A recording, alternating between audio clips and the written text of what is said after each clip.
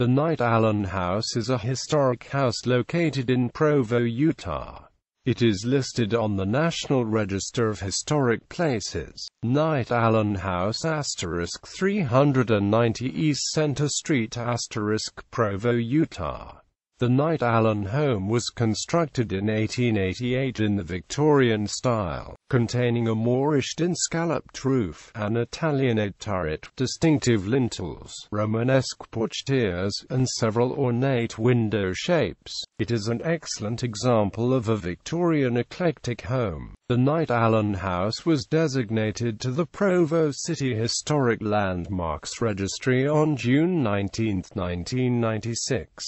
Jesse Knight, perhaps the wealthiest man in Provo at the time. Jesse Knight was born in 1845 in Nauvoo, Illinois. Jesse's family migrated west and reached Utah Territory in 1857. 12 years later, Jesse married Amanda McEwen and began a ranch near Payson. Following an impression that he had, Jesse began a mining operation in the Eureka area and became rich. He subsequently bought other mines, founded a bank, purchased real estate in Provo, bought the Provo woolen mills, and started farming and cattle interests in Canada. Throughout all of these efforts, Jesse remained an active supporter of the Church of Jesus Christ of Latter-day Saints, and his mines were called the cleanest mining camps in the West. Jesse Knight died in 1921, designating much of his amassed fortune to Brigham Young University and various other institutions. After his death, the house was occupied by Jesse's daughter, Inez Knight Allen, and her husband. The Victorian mansions of Provo, built between the years 1893 and 1908 in Provo, Utah. This group of Victorian mansions are historically significant and represent not only fine architecture but some of the most successful men of the city and state at the time. These mansions include the Charles E. Luce House, the William H. Ray House, the Knight Allen House, the John R. Twells House, the Jesse Knight House, the Knight Mangum House, and the Thomas N. Taylor House.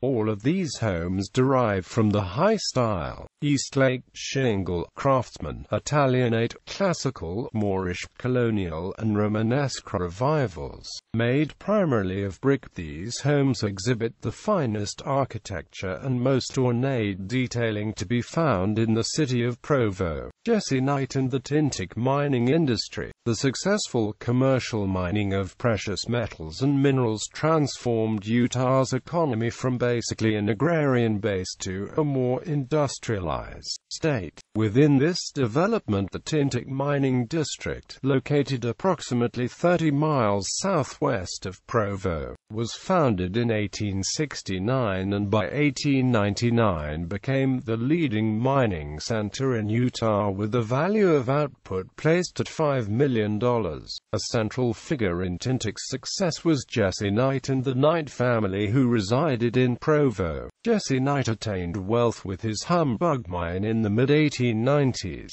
The large silver producer allowed Knight to develop other mines in the East Tintic area. Knightsville grew around the workings and became touted as the only saloon-free, prostitute-free, privately owned mining camp in the U.S. His strict adherence to doctrines of the LDS Church made the town one inhabited primarily by Mormons. Jesse Knight was able to expand farther than the Tintic mines, reaching to the power plant in Santikeen, the Tintic Drain Tunnel Project, the Knight Dry Farm, and the smelters at Silver City, the Bonneville Mining Company, the Knight Woolen Mills, Ellison Ranching Company, the American Columbian Corporation, the Springville Mapleton Sugar Company, the Spring Canyon Coal Company, Utah Savings Bank, the Layton Sugar Company, and the Tintic Drain Tunnel Company all represent facets of the Knight Investment Company. As a result of all these financial successes, the Knight Allen House was able to be built.